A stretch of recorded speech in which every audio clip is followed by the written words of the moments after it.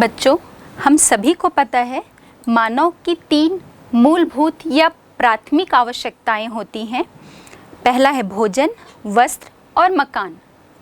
इन तीनों में भी 2 भोजन जो वस्त्र हैं वो सर्वाधिक महत्वपूर्ण हैं और उसके बाद तीसरी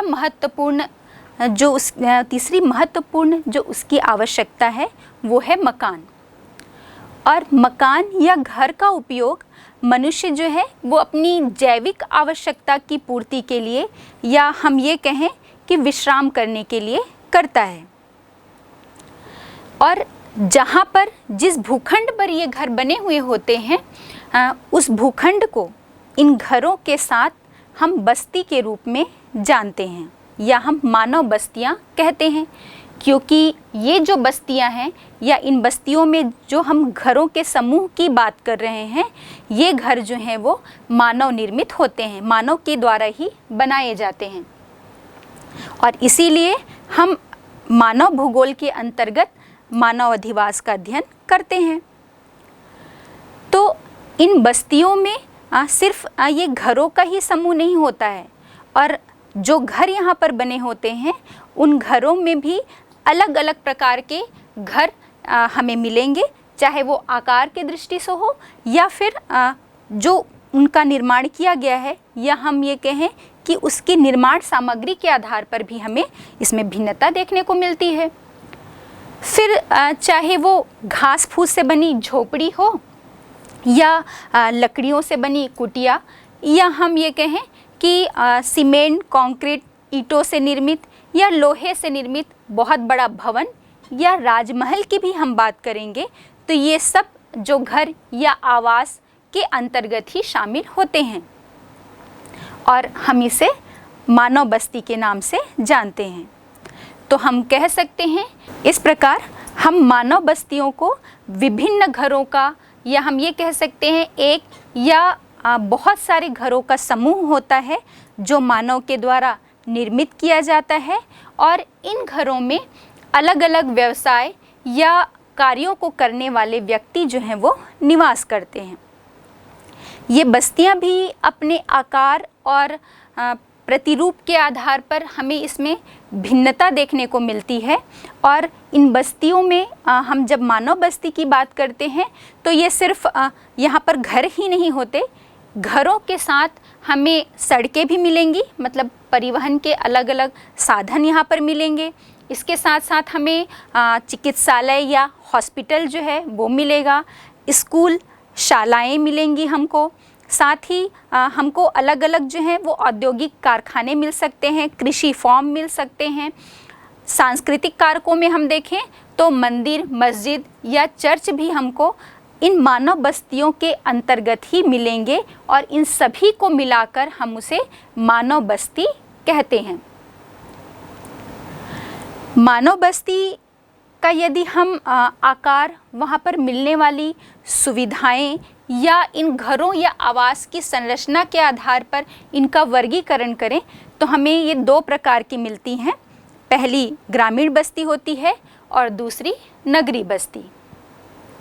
आज हम इन्हीं मानव बस्तियों के विषय में विस्तार से चर्चा करेंगे कि ये कितने प्रकार की होती हैं, इनकी क्या विशेषताएं होती हैं आदि। तो पहले हम बात करते हैं ग्रामीण बस्ती के विषय में। बच्चों, क्या आपको पता है कि हमारे भारत देश की जो जनसंख्या है वो 121 करोड़ की है, और इस 121 करोड़ जनसंख्या में लगभग 68.84 जनसंख्या 68.84 जो जनसंख्या है वो ग्रामीण क्षेत्रों में निवास करती है। यदि हम अपनी कल्पना में लेकर आएँ कि जिसे हम गांव कह रहे हैं या ग्रामीण बस्तियां कह रहे हैं, तो हमको तो ये पता ही है कि ग्रामीण बस्तियां जो हैं वहाँ पर निवास करने वाली जो जनसंख्या है उसे हम ग्रामीण जनसंख्या के नाम से जानते हैं, और जो नगरों में निवास करती है उसे हम नगरीय जनसंख्या के नाम से जानते हैं। तो हम सभी किसी न किसी गांव से बिलोंग करते हैं या गांव के रहने वाले हैं। तो यदि हम अपनी कल्पना में लेकर आते हैं कि गांव कैसा होता है, तो ये हम सभी को पता है कि यदि हम ग्रामीण घरों की या गांवों में मिलने वाले जो आवास हैं या मकान हैं उनकी बात करें तो वो कच्चे मकान होते हैं, या हम ये कहें कि वो वहाँ पर मिलने वाली किसी स्थानीय सामग्री से बने होते हैं। हालांकि अब इसमें परिवर्तन आता जा रहा है, लेकिन हम इसमें अधिकतर संख्या जो देखेंगे तो वो हमें कच्चे मकानों की मिलती है। और अब गांवों का भी विकास हो रहा है और यहाँ भी हमें पक्के मकान जो हैं वो अधिक संख्या में देखने को मिलते हैं। साथ ही साथ हम देखेंगे कि यहाँ जो जनसंख्या निवास करती है वो किसी न किसी प्राथमिक कार्यों में लगी हुई होती है।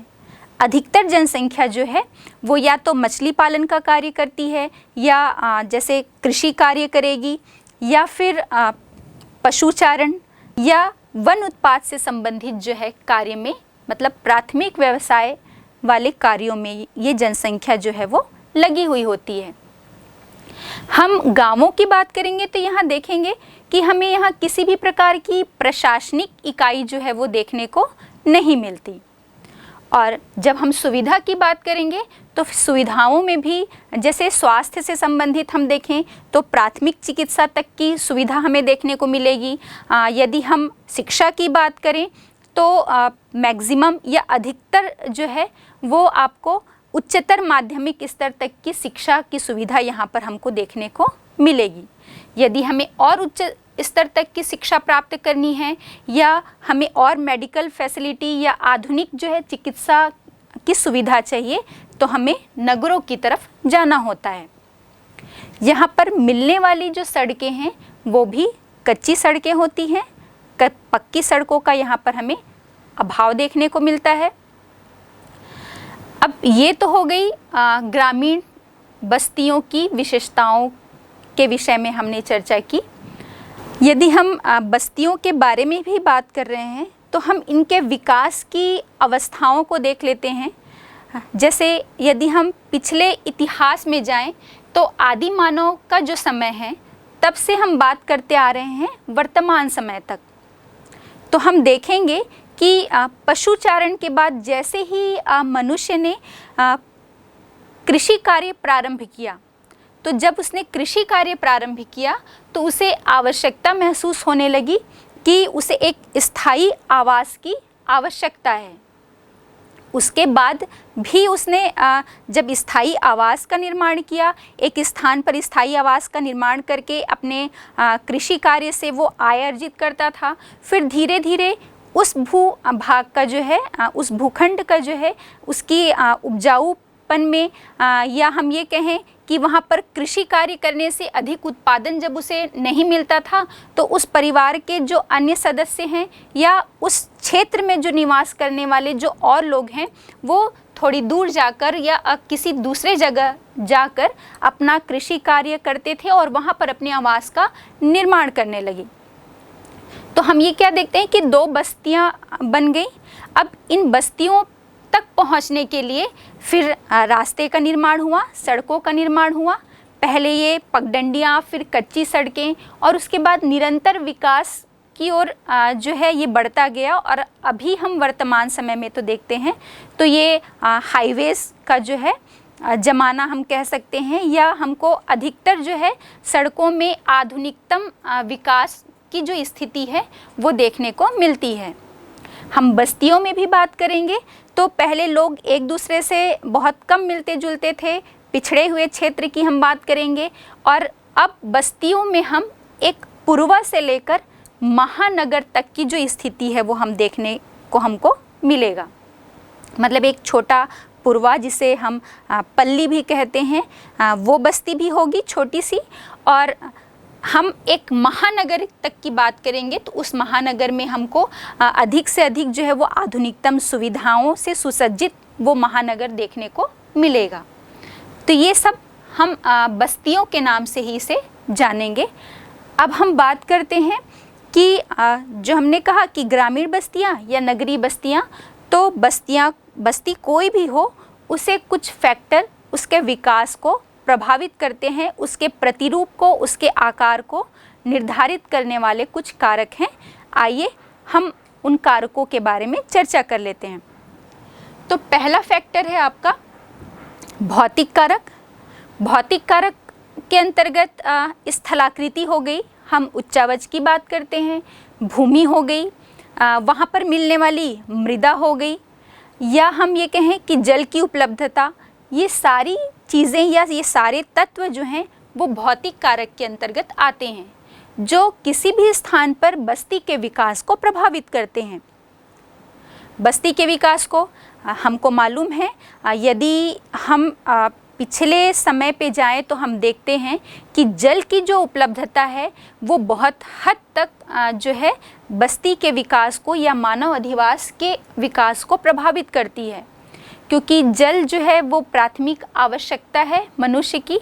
तो चाहे हम पीने के लिए हो या दैनिक जीवन के अलग अलग कार्य करने के लिए जल की आवश्यकता होती है, और चाहे हम कृषि कार्य की बात करें तो सिंचाई के लिए भी हमें जल की आवश्यकता होती है। तो जिस स्थान पर भी जल की उपलब्धता होती है वहाँ पर हमें ये बस्तियाँ अधिक विकसित रूप में देखने को मिलेंगी।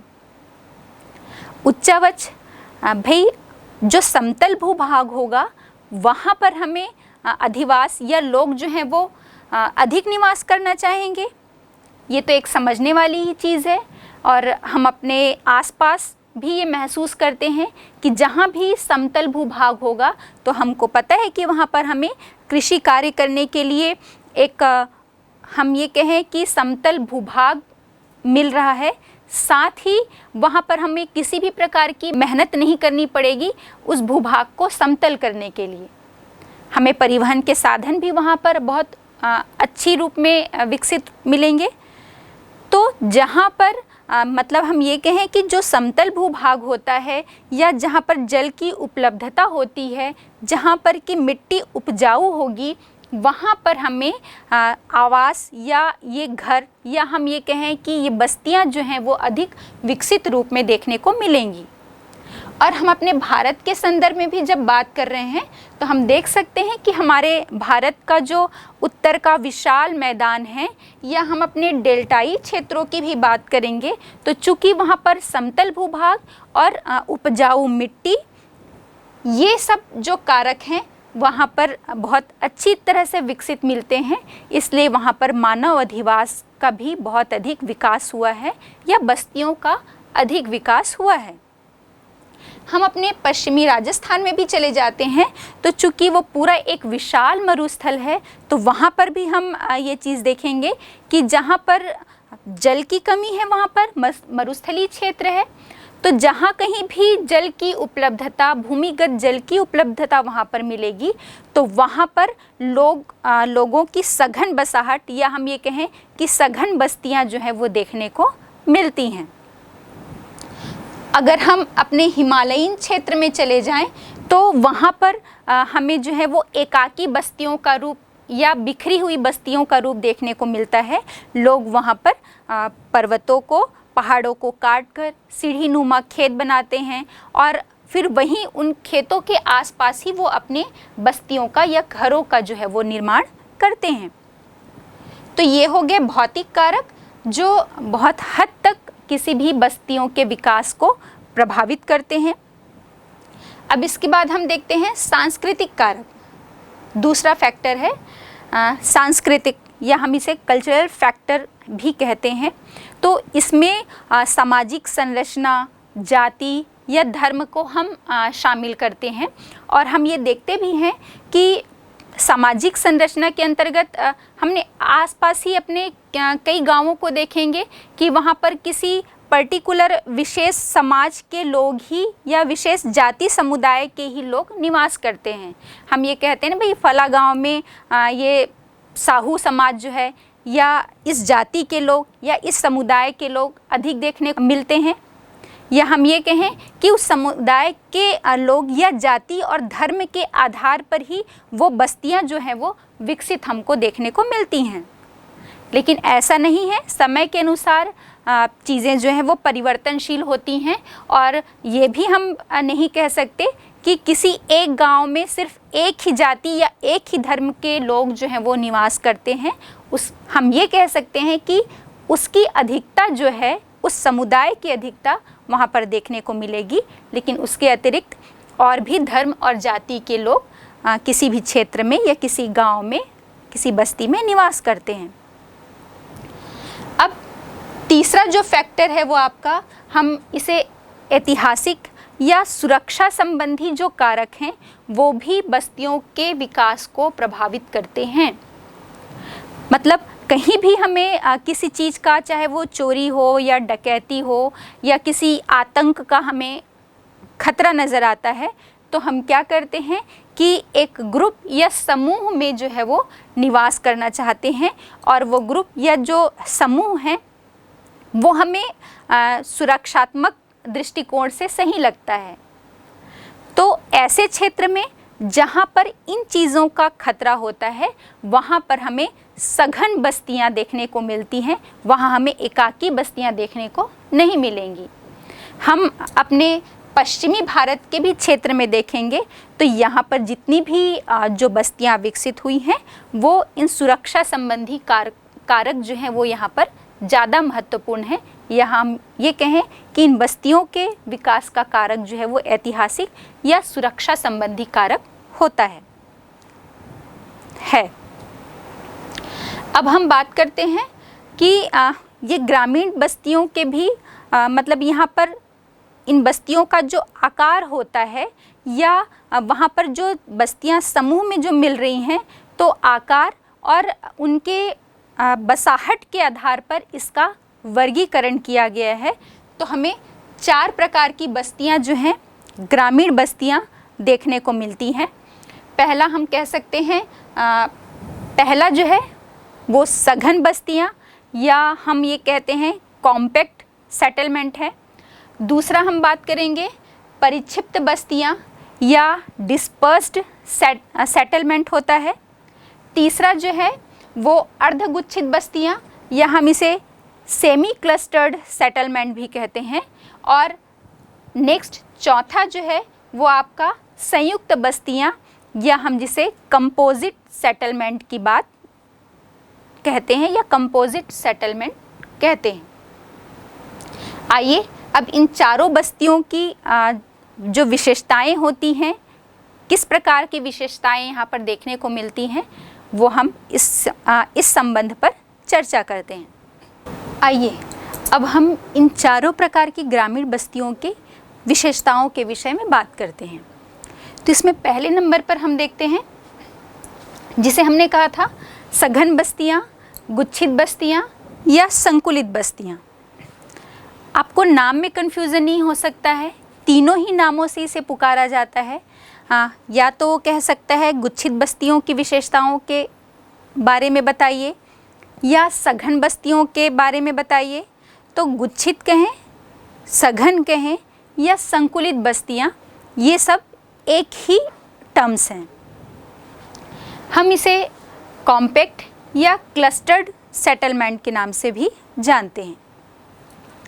ये जो सघन बस्तियाँ होती हैं, इसमें हम देखेंगे कि घर जो है वो एकदम पास पास बने होते हैं, और इन घरों के बीच में हम ये कहें कि सड़कें जो हैं उनकी चौड़ाई बहुत कम होती हैं, या हम ये भी कह सकते हैं कि सकरी सकरी गलियां जो हैं आवासों के बीच में हमें देखने को मिलती हैं।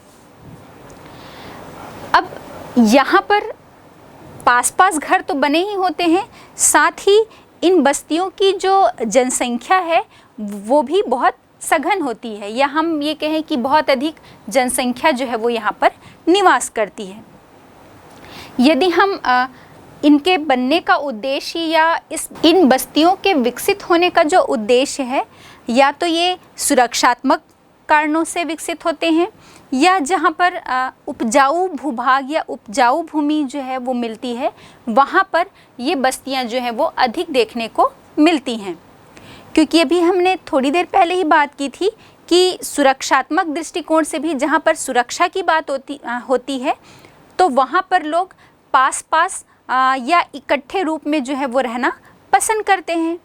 तो सघन बस्तियों के विकास के पीछे भी एक तो सुरक्षात्मक जो है ये बात होती है, और जहाँ पर भी उपजाऊ भूमि मिलेगी जैसे हम अपने भारत में देख लें कि जो जलोढ़ मैदान है, जहाँ पर भी जलोढ़ मैदान हमें देखने को मिलेंगे, चूँकि वहाँ पर उपजाऊ भूमि मिलती है जो कृषि के लिए सहायक है, कृषि उत्पाद के लिए सहायक है, तो वहाँ पर भी लोग जो हैं उस भूभाग में का उपयोग करने के लिए बहुत पास पास या सघन रूप में जो है वो निवास करते हैं। अब जब हम इनकी आकृति की बात करें तो हम देखते हैं यहाँ पर एक चित्र के माध्यम से भी आप देख सकते हैं, रेखा चित्र के माध्यम से ये हमें आयताकार रूप में या अरीय रूप में या रेखीय प्रतिरूप में भी ये सघन बस्तियां हमें देखने को मिलेंगी। रेखीय प्रतिरूप में मतलब जैसे बीच से एक गली गई हुई है, या एक सड़क मार्ग हो सकता है, कोई नहर हो सकती है या नदी हो सकती है। तो ये बीच में कोई भी एक सड़क, नहर या हमने नदी या रेल मार्ग की बात की, तो इसके दोनों छोरों पर समानांतर जो है ये बस्तियां पास पास घरों के रूप में विकसित होती हैं। तो सघन बस्तियों में रेखीय प्रतिरूप भी हमें देखने को मिलेगा। अब हम जैसे राजस्थान की बात कर लें तो राजस्थान में जहाँ पर भी जो जल की उपलब्धता है, भूमिगत जल की उपलब्धता जहाँ पर भी मिलेगी, तो वहाँ पर भी ये बहुत पास पास रूप में, मतलब लोग वहाँ पर ज़्यादा से ज़्यादा लोग जो हैं अपने घरों का निर्माण वहीं पर करना चाहते हैं, तो वहाँ पर भी सघन बस्तियाँ देखने को मिलती हैं। अब हमने जो बात की थी अरीय प्रतिरूप, तो अरीय प्रतिरूप क्या होता है, यहाँ पर भी आप एक चित्र के माध्यम से देख पा रहे हैं कि एक केंद्र जहाँ से सभी दिशाओं की तरफ, या हम ये कहें अलग अलग दिशाओं की तरफ रास्ते जाते हैं, या उस केंद्र के पास अलग अलग दिशाओं से आकर मार्ग जो है वो मिलते हैं, तो ये सब मिलकर एक अरीय प्रतिरूप का निर्माण करते हैं। और इस टाइप का या इस प्रकार के जो प्रतिरूप का निर्माण है वो हम देख सकते हैं कि गांव के चौराहों के पास या ऐसे केंद्र जहां पर अलग अलग मार्ग विभिन्न दिशाओं से आकर मिल रहे हैं, वहां पर भी ये सघन बस्तियां जो हैं वो अरीय प्रतिरूप में देखने को हमें मिलती हैं। अब हमने बात की थी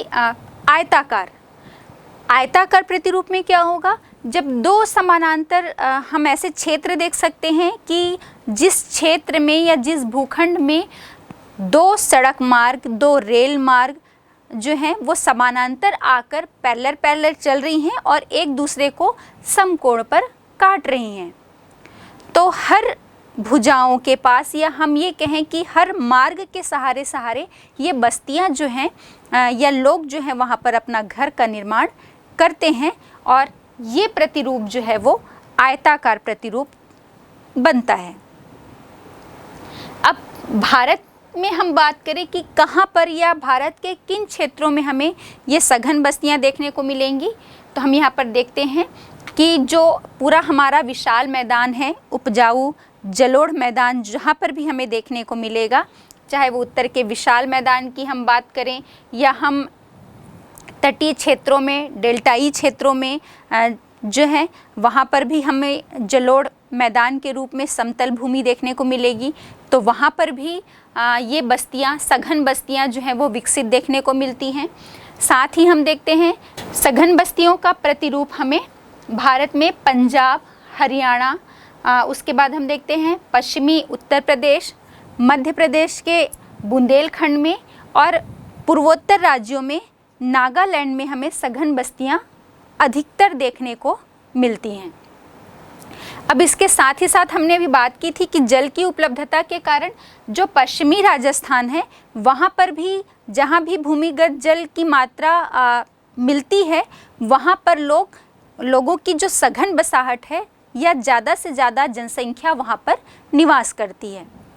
तो पश्चिमी राजस्थान में भी इस प्रकार की जल की उपलब्धता वाले क्षेत्र में हमें सघन बस्तियां देखने को मिलती हैं।